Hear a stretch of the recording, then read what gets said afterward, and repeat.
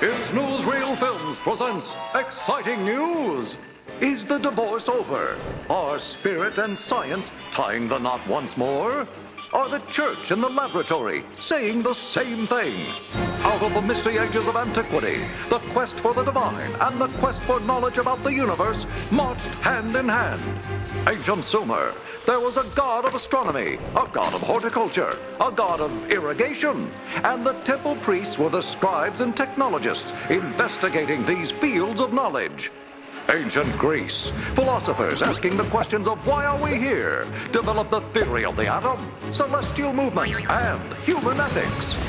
Medieval Europe, the Western Church arose to a position of supreme power. Kingmaker, landowner, and purveyor of the truth. The church took it upon themselves to be the one knower of everything. The dogma was law. Yet science had moved forward and now challenged the dogma that the earth was the center of the universe. Copernicus, Bruno, and Galileo all felt the heavy hand of the church. The tragedy. Unable to suppress science anymore, the church and science divided up knowledge and human endeavor. Descartes invented dualism. The church had the unseen, science the seen, and materialism was born. An uneasy truce. Scientists were no longer being bound, and they reacted with a vengeance. All the unseen is fantasy, delusion. We are strictly little machines running in a predictable machine universe governed by strict immutable laws. The church pushed back. Soulless scientists were condemned to hell. Darwin countered. The creator is nothing, nowhere. We are random mutations, simply a carrier of TNA's relentless quest for more in a meaningless universe. And meanwhile, both science and religion were hitting the wall. If everything was mechanistic and God was the holy creator, then what were we humans supposed to do? Science dug ever deeper into a dead universe and stumbled upon and unlocked a mystery. In tiny corners of space and time, scientists found unfathomable energy and mind-numbing mysteries. Mysteries that suggest we are all connected, that the physical universe is essentially non-physical. Time and space are just constructs of this non-materialness. And today, renegade scientists are meeting with religious leaders. Conferences pushing forward a meeting of science and spirit are springing up. As the 20th century blew open the doors of a mechanistic view, will the 21st century blow down the iron wall between the church and laboratory? This is your Newsreel reporter, signing off.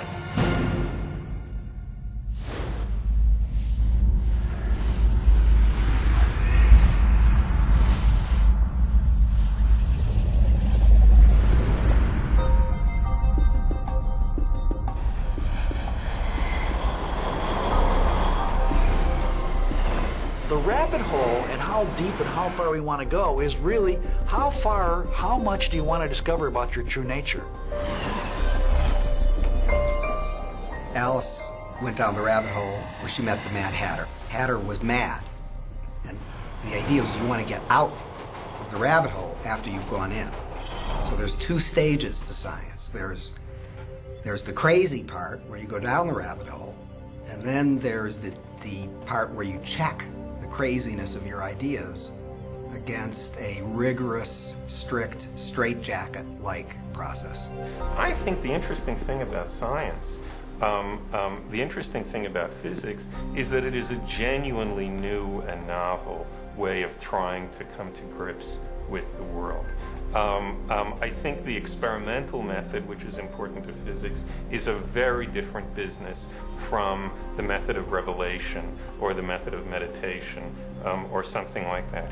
I don't think it's true that, for example, adherents of, say, Buddhism could imagine changing their beliefs based on the outcomes of some experiments people do with electrons. Why this apparent rift between the church and science, or between science and religion, emerged today.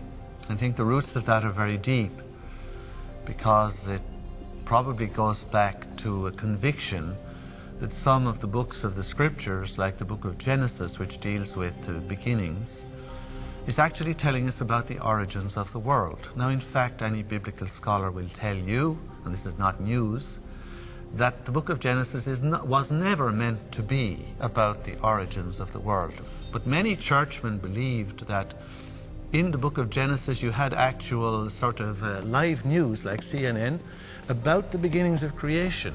And therefore you had many people down through the ages, like the famous Archbishop James Ussher in Ireland in 1650, who calculated all the ages of the patriarchs back along and worked out to his own satisfaction that the creation of the world occurred in the year 4004 BC on the 17th of September at 9 o'clock in the morning.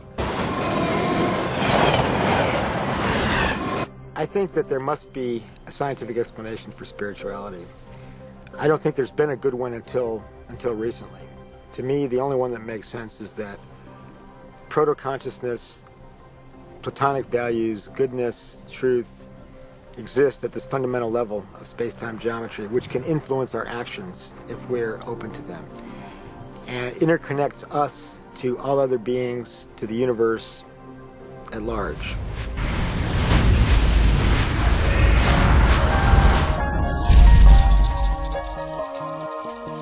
It's time to get wise.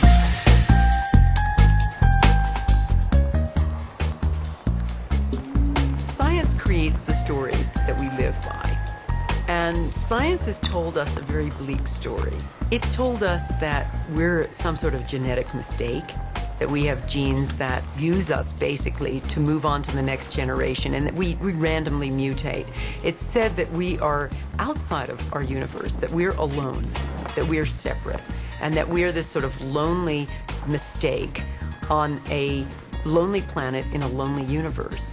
And that informs our view of the world. It informs our view of ourselves.